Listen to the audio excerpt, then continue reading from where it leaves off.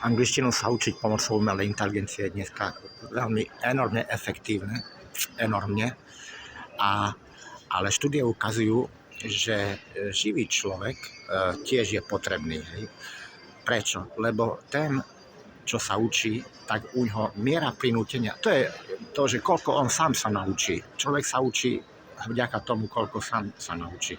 A miera prinútenia je 80% krát väčšia, keď máte živého človeka, živého učiteľa pred sebou, ako keď sa učíte umelou inteligenciou, pre ktorou necítite žiadnu zodpovednosť. Nemusíte cítiť žiadnu zodpovednosť ani pred učiteľom, však on vám nebude nič vyčítať, ale vy sami sa cítite trapne, keď niektoré vety 10-krát preberáte a stále to neviete, tak sa pred ním cítite blbo, pred umelou inteligenciou nie. Hej. Takže sa pripravíte na tú hodinu, keď máte so živým človekom doma a učite sa aj doma.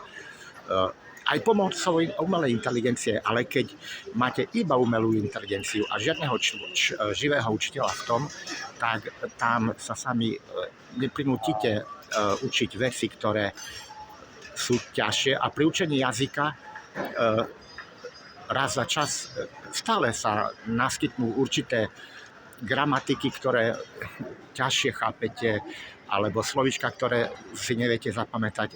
Niekedy je to tak, hej, že človek narazí na určitú vec, ktorú si musí 10 krát opakovať. Hej. A vtedy sa musí prinútiť, je to vtedy tvrdá práca a musí sa prinútiť.